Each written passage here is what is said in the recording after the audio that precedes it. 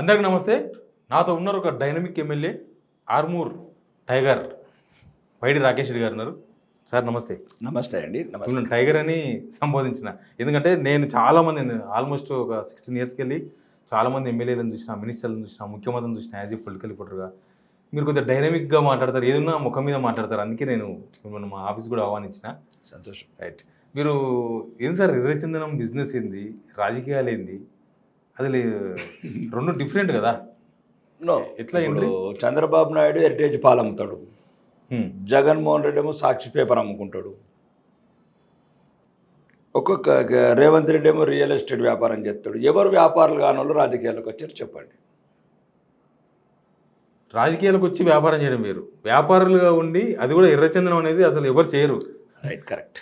ఎర్రచందనము ఎవరు ఎందుకు చేయకపోవడం దాని మీద ఉన్న అపోహలు కారణం. ఎందుకంటే ఇది ఎర్రచందనం అనేది ఒక అరుదైన వృక్షము. అది ముఖ్యంగా మన శేషాచలం ఫారెస్ట్లోనూ దొరుకుతుంది. ముఖ్యంగా రాయలసీమ, ప్రధానంగా కడప, కర్నూలు అండ్ చిత్తూరు, తిరుపతి పరిసర ప్రాంతాలలో నాణ్యమైన ఎర్రచందనం దొరుకుతుంది. అది ఇప్పుడు కాదు, బ్రిటిష్ కాలం నుంచి ఎగుమతులు అవుతున్నాయి. మీరు కావాలంటే ఇండియన్ కస్టమ్స్ పాత రికార్డ్స్లోకి వెళ్ళండి, 1881 కస్టమ్స్ రికార్డులోకి వెళ్ళండి, 1853 కస్టమ్స్ రికార్డులోకి వెళ్ళండి. కాకపోతే మీకు ఎక్కడ దొరకకపోతే బ్రిటిష్ లండన్లో కూడా ఉన్నాయి. బ్రిటిష్ రూల్లో ఉన్నప్పుడు ఇక్కడ నుంచి విదేశాలకు ఎగుమతి చేశారు ఎర్రచందనం. అదొక దృఢమైన కలప, అంతే. దృఢమైన కలప కాబట్టి, అరుదైన కలప కాబట్టి కొద్ది డిమాండ్ ఉంటుంది. అది బువ్వ లేనోడు, భుక్తి లేనోడు, ఎవడైతే ఆకలి కేకలతో ఉన్నాడు, అటవీ ప్రాంతం పక్కన ఆదిలాబాద్ అడవుల పక్కన ఉన్న టేకు ఎట్లయితే కొట్టుకుంటారో చిన్న చిన్న వాళ్ళు, అలా కొద్దిమంది అక్కడున్న ఇబ్బంది కానీ కొద్దిగా ఏదో స్మగ్లింగ్ అట్లా చేస్తూ ఉంటే గవర్నమెంట్ దాన్ని సీజింగ్ చేస్తుంది.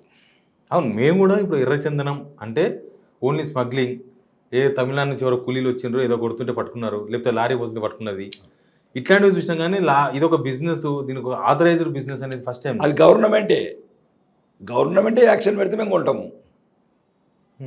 ఇప్పుడు గవర్నమెంటే యాక్షన్ పెడుతుంటుంది. ఏదైతే వీళ్ళు తీసుకెళ్తుంటే పట్టుకున్నా ఉంటుందో, ఇప్పుడు ఖమ్మము, ఆదిలాబాద్లో టేకు పట్టుకుంటారు.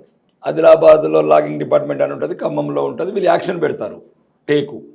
అక్కడ ఎర్రచందనం పడిపోయింది కాబట్టి ఎర్రచందనం పట్టుకుంటుంది. అక్కడ forest department, Andhra Pradesh government forest development corporation అని ఉంటుంది, దాని ద్వారా యాక్షన్ పెడతారు, గ్లోబల్ టెండర్స్.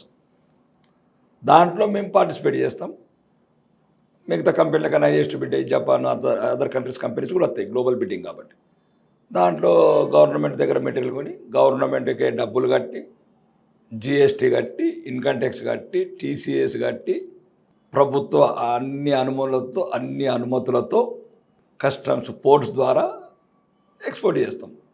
మిగతా భారతదేశంలో ఏవైతే వేలాది ప్రొడక్ట్స్ ఎక్స్పోర్ట్ అవుతాయో, టెక్స్టైల్ కావచ్చు, జ్యువెలరీ కావచ్చు, డైమండ్స్ కావచ్చు, స్టోన్ కావచ్చు, గ్రైనైట్ కావచ్చు, ఐరన్ ఓర్ కావచ్చు, దానిలాగా ఇది ఒక ప్రొడక్ట్, అంతే. అంటే మీరేమి అడవిలోకి పోయి కొట్టరు చెట్లను, జస్ట్ ఎవరో కొడతారు.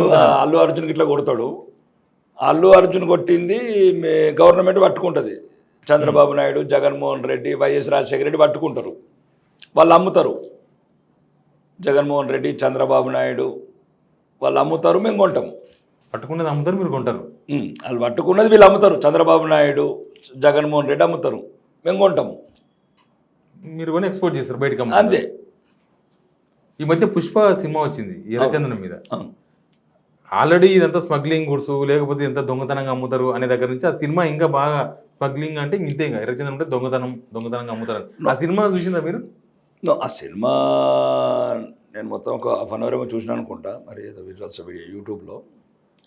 సినిమా అన్నప్పుడు కొద్దిగా మసాలాలు జోడించాలి, హీరోయిన్ స్టెప్పులు వేయాలి, మంచి మంచి పాటలు పాడాలి, అల్లు అర్జున్ని ముద్దెట్టుకోవాలి హీరోయిన్, అవి నిజ జీవితంలో ఉండేవి. సినిమా అన్నప్పుడు కొన్ని మసాలాలు, ప్రజలు మెచ్చే విధంగా ఒక దర్శకుడు తన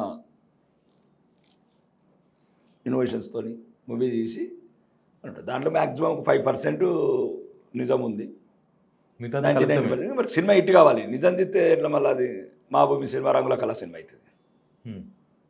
అల్లు అర్జున్ స్టార్డమే పడిపోతుంది నిజంగా తీస్తే. బెనిఫిట్ కూడా అట్లే ఉంటుందా? ఏముండదు, మామూలుగా ఉంటుంది. దాంట్లో మామూలు 15%, 10%, 15% ఉంటుంది వ్యాపారంలో. మార్జిన్ అన్నింటి ఉన్నట్లు 10-15% ఉంటుంది. 10 లక్షలకు కొంటే 12 లక్షలకు అమ్ముతాం. 20 లక్షలకు కొంటే 24 లక్షలకు అమ్ముతాం, 50 లక్షలకు కొంటే 55 లక్షలకు అమ్ముతాం, లక్షకు కొంటే 1,20,000కి అమ్ముతాం. మీరు ఏ దేశాలకు ఎక్స్పోర్ట్ చేస్తారు? మేము Japan, China, Singapore, Dubai, Hong Kong, ముఖ్యంగా 5 దేశాలు. ఎంత ఉంటుంది మీ turnover every year? Turnovers అవి రొటీన్గా కావే అవన్నీ ఇన్కమ్ ట్యాక్స్ డిపార్ట్మెంట్లో ఉంటాయి. వ్యాపారం అనేది మొత్తం ఇప్పుడు కూడా తగ్గించడం, ఎందుకంటే ఇప్పుడు అంత ఇంటర్నేషనల్ మార్కెట్ కూడా పడిపోయింది. అది అక్కడ కూడా కంట్రీస్లలో ఇప్పుడు జపాన్ వాళ్ళు ట్రెడిషన్స్ ఉండేవాళ్ళు, ఇప్పుడు వాళ్ళు కూడా మనలాగానే స్మార్ట్ టెక్నాలజీకి వచ్చిండ్రు. అదొక గుడ్డును కూడా వాళ్ళు చిన్న ఇంతకుముందు అంటే they feel good luck, Chinese కానీ జపానీస్ కానీ.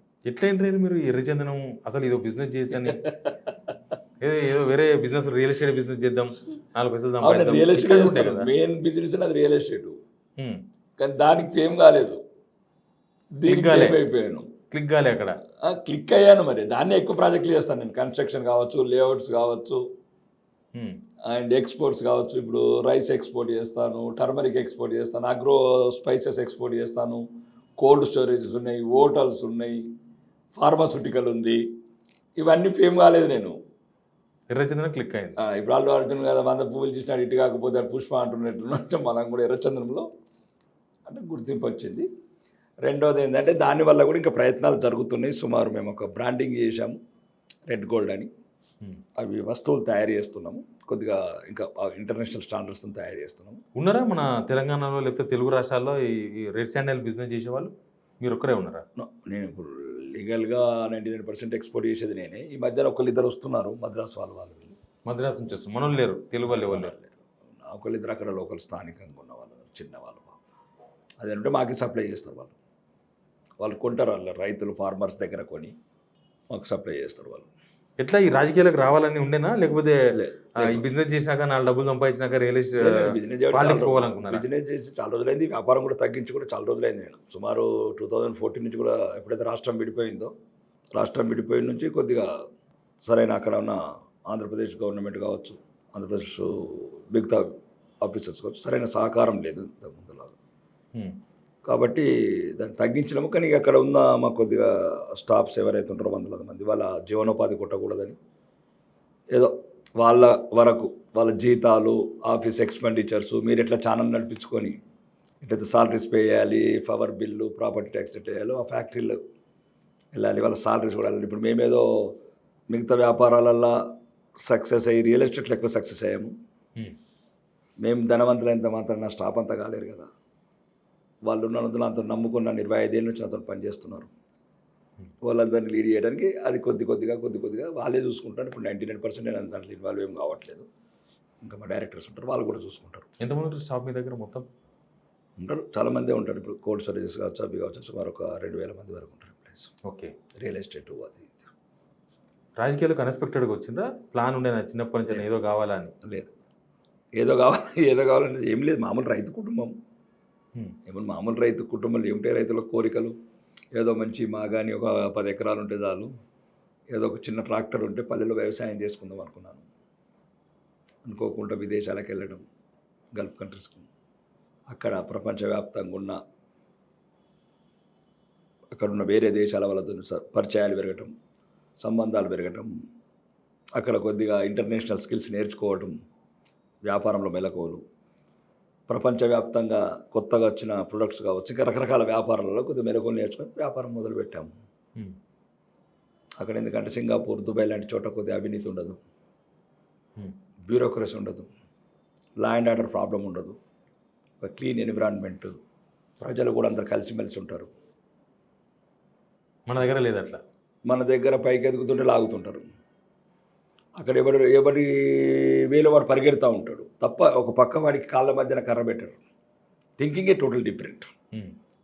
అంటే మన దగ్గర కూడా చాలామంది మంచి వాళ్ళు ఉన్నారు, చాలా ప్రోత్సహించే వాళ్ళు ఉన్నారు. కానీ మనం ఎప్పుడు చెడునే తిట్టుతూ కూర్చోకుండా మంచిని కూడా ఎంకరేజ్ చేసుకుంటూ పోవాలి. మీరు ఏం చదువుతుంది సార్?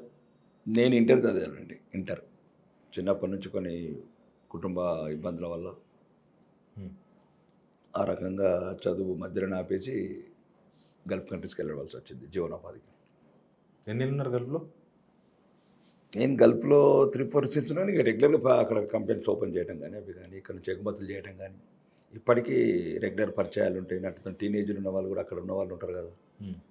వ్యాపార సంబంధాలు కావచ్చు, స్నేహితాలు కావచ్చు.